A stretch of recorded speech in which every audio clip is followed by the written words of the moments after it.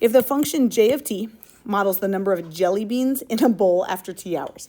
I love jelly beans, as long as we're talking jelly bellies. Don't you be giving me Brock's. So, you guys, it says the function j of t, look at what they said. They said it models the number of jelly beans in a bowl after a couple hours. If it's my bowl of jelly bellies, the number of jelly bellies in this bowl is going to be modeled this way because the number of jelly bellies will be decreasing. I will be eating them. So who could tell me what the units of J prime would be? J prime is just a derivative. You're going to throw candy to yourself? I can. Well, let's start with Lucal, and then we'll work our way back. Lucal? Jelly beans per hour. Yeah, that's exactly what it's going to be. Jelly beans, let's go specific. Number of jelly beans per hour that I'm eating. It's probably too many. Okay, you guys, anyone have any idea what J double prime would be? The derivative of that. My AP physics kids, I think, will be strong at this. What happens if I take the derivative of this? Well, Hours per hour. yes. Say that again, Elliot. Jelly bean per hour per hour. Exactly. When this is going to be number of jelly beans per hour. Now, you could write, yeah, that's a good call. You could write it like that, or is that the same of number of jelly beans per hour squared? Now, the rate that the rate of jelly beans is being consumed. So, Steph, you might be like, how the heck did you come up with this? If this over here is a graph of J prime, and we just said J prime is number of jelly beans per hour, that means that we have another hour over here over time. So then again, if this is J prime, you do the change in Y over X. So it'd be number of jelly beans per hour per hour. We have to take whatever our J prime was. This was my units of my J prime over that x-axis every time. We'll get more comfortable with it. I understand that is like, what? You guys, AP loves us to interpret what's going on. And it says a derivative, f prime, gives us the rate of change of a function at a particular instant in time. So when they ask us to describe like what the heck this means, we need to go ahead and make sure that we talk about what point we're talking about, when x is what, the context of the problem that they gave us. They want us to know if it's increasing or decreasing, and then at what rate with units. Whoa. So let's give an example. Jack Garris is driving westbound on 3rd Avenue. If he was driving eastbound, I think what's the speed limit? 25? 35? Where? 25 on? What Oh, street?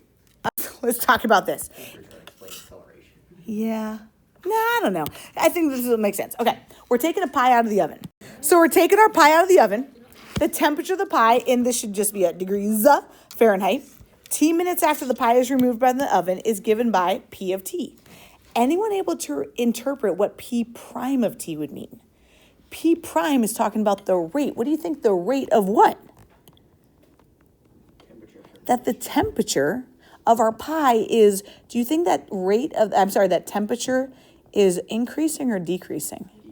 Decreasing. Does it make sense when I take a hot pie out of a hot oven that the temperature is going to go down? That makes sense, into our room temperature room. So here's how we would interpret this. Or does someone want to try for a piece of candy? All right, Elliot, go for it. We got a piece of candy. Yeah. It's all right. Go for it. So it decreases per minute, so it'd be a negative slope. Yes, very sciencey. Here's what AP is going to want. They're going to say at 10 minutes after the pie, because we want to give our nice context, right? Ethan, after the pie is taken out of the oven.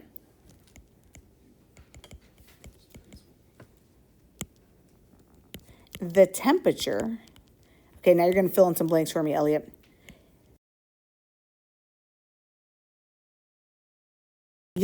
Temperature is decreasing, you said, because that negative, the temp is decreasing at a rate of 13 degrees per minute. degrees Fahrenheit per minute. Perfect, bud. This is what they want. We need to say at what moment, 10 minutes, after the pie is taken out of the oven. This is some context. The temp is decreasing. They have to have this word. We have to say at a rate of, and then we've got to say what that value is. And we're saying that that was going to be 13 degrees Fahrenheit per minute. Does that seem reasonable? every minute we're dropping 13 degrees? Yeah. I think in the beginning it drops quickly and then it'll kind of level off. So then, now this one's going to kind of rock your world. What if I give you the rate to start? I'm saying the rate that people enter the water park in hundreds, this is talking about some units, is W of T. W of T is already a rate. So if I gave you a rate, hundreds of people per hour are going into Zoombezi Bay. And it says W of T, they're saying, is this rate of people walking in hundreds of hours. Now they're saying interpret W prime. But wasn't W already a rate? So when you interpret the rate of a rate, because W prime is going to be a rate, you have to use the word rate twice. They're kind of annoying. So we're going to say at T equals 3 hours. We got to say when this is happening because it's not always consistent. And I chose that 3 from right here. We're going to say, we're going to use these words right here. The rate people entered, let's say Zoombezi Bay. The rate people entered the water park or Zoombezi Bay, whatever you want to say, was, here comes the candy. That is a lot of people, but it's per hour. Was, we saying increasing or decreasing? Increasing, because that 2.6 was positive. Increasing, and then we've got to say at a rate of, and that seems a bit redundant, but because we're doing the rate of a rate, they gave us a rate, and we've got to do the derivative of that, which is another rate. We have to have the word rate twice. At a rate of, what was it? 2.6, not Elliot. Can you give me the units? 2.6.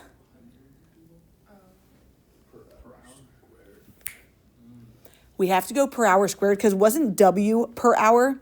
And if we're doing the rate of it, we're going to say per hour per hour. Well said. 2.6 hundreds of people per hour or per hour squared. Here's the big picture.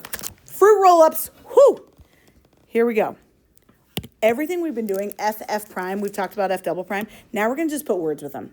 A function, if you're just given the position, that's just going to be my F of X. When you took that slope, that derivative, that's technically the velocity of something. This is going to be my velocity. F prime is going to be my velocity because the velocity is like a miles per hour. Like it says a meters per second. Position is just my function. That's just how tall you are. Feet, miles, meters, just a unit. And then the change of velocity is going to be acceleration. And that's just F double prime. So this one is always the rate of a rate. This is always, oh, look what it says, meters per second. Or you could have just written meters per second squared there. You got 10 minutes. You've been angels. Check this out. If it says the position, what I do like to do, because they're going to give you questions like this, I like to circle which word they gave us. They're saying position is this. Boom. So I think that is helpful. And then it says find the velocity. Well, you guys, position is F. Velocity is just the derivative of that. Can we go find the derivative of X? Sure. The derivative of that is going to be what? Do we have to do fig plus GIF here? Kind of, right? Lucal. What would fig be, though? What's the derivative of F? Zero. So when the F is just a constant, fig is never going to matter. So you can just say GIF. We can't write this, right? We've got to go ahead and just do GIF. G prime, what would G prime be? Derivative of sine? Cosine, leave the angle. Pi over 6t times the derivative of the angle. Picture that as 6x. What's the derivative of 6x? 6. What's the derivative of pi over 6x? Pi over 6. So the derivative of pi over 6t would still just be pi over 6. Sometimes I think it just helps putting it in terms that we're used to. So that right there is g prime. What do we need to multiply that by? 12, my f function. You guys, you just found the velocity. I'm going to go ahead and say that is my velocity. The derivative is always the velocity, and we just haven't thought of it in those terms yet. And it says find that velocity when t is 6. You guys, we got to just find what's x prime is 6. And I'm going to go throw in a 6 for all my t's. All right, you guys, what's this going to be? Pi over 6 times 6? Just pi. Cosine at pi -1 times 2 pi. Final answer? Very good, Lucal. This could have been where you ended if this was a free response question. Sound good? Let's think about this. What information do I get from an object's velocity? If I'm moving along, I've got some velocity here, and since I'm moving to the right, my velocity is positive. What's my velocity now? 0.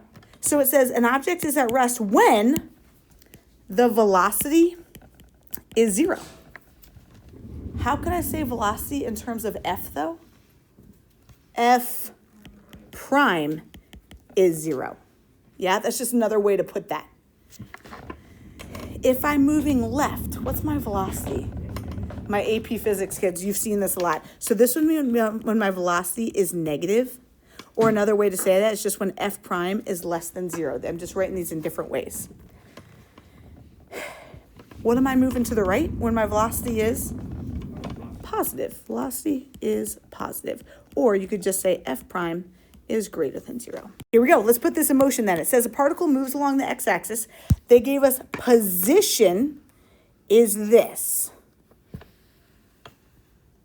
It says when is the particle at rest? For an AP test question, if you can put what this means kind of in words, they're going to give you a point.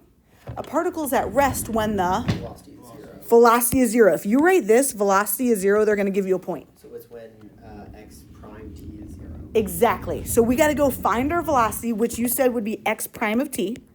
And we got to go see when that equals 0. So good, Elliot. Okay.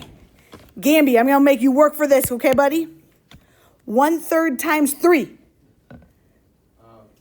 1 t to the perfect minus, keep going, buddy. 5t. Perfect. Plus, beautiful. You just found my velocity, bud. That's my velocity right there because that's x prime. When does this velocity equal 0? Ooh, you guys, what do we have to do? Factor it. We got to tooth this, you guys. 4, a fruit roll-up. I will not take a picture of you. Let's tooth this. Steffi, what is this 2? Oh, sorry, I thought you had your hand up. What multiplies to be 4 adds to be -5? Multiplies to be 4, Aish? -4 times -1 is +4, adds to be -5. So you're saying t minus 4, t minus 1. Aish, perfect. What does t equal then? Perfect. So Aish, you're just saying that at 4 minutes and at 1 minute, my little particle is not moving. The velocity is 0. Can I throw you? Okay, you guys, last thing. I just want to talk through this picture. We're not going to write anything down. I just want to talk through this picture. Velocity, this is a graph of velocity. This is a velocity of velocity, and we're talking about centimeters per second. What would you say is my velocity? What would you say? How fast is my ant going right now? 1 centimeter per second. How fast is the ant going right now? 2. In which direction would you say the ant is going if we're above the x-axis? Positive. All these y values are positive, right? So anything above is when it's moving right. Anything below is when it's moving left, which is kind of messed up. What would you say my velocity of my ant is doing right here? It's accelerating. Well, I want to say, I know physics and AP Calc scorers get angry at each other because I just want you to say he's speeding up. That's what they want to hear, that they're speeding up. Yep. I know your physics explanations do muck up this a little bit, and yours aren't wrong. They just like different interpretations per class, which can make it hard for you. What is my cute little ant doing here? Doesn't it just have a constant velocity? It's moving at 2 centimeters per second. That's kind of fast for an ant. 2 centimeters every second, just for a second. So this is a constant velocity. Then, question, what is it doing over here and in what direction? It's slowing down in the I know we want to say that's moving to the left, but because it's still, I know, right? But aren't these, it's speeding up, then it's going constant. Isn't it still moving to the right because these y values are positives? But what are these velocities doing? They're getting close to 0, so it's slowing down. So we got to say slowing down here, which is messed up for our head. It's about to even more messed up. What did it do right here? turn around turned around, had a velocity of 0, turned around. Now what's it doing? Speeding up in the negative. It's speeding up. You guys, now this is just Garris driving west on 3rd Avenue as opposed to east. This is now speeding up, and it's just in the negative direction because this is still velocity. It was going -1 centimeter per second, -2 centimeters per second. So it's still going 1 centimeter per second, 2 centimeters per second, and the negative is just talking about the direction it's going. Which direction is it going over here? It's just slowing down. Still left because these are underneath, but it is slowing down because they're getting closer to 0. Whoa.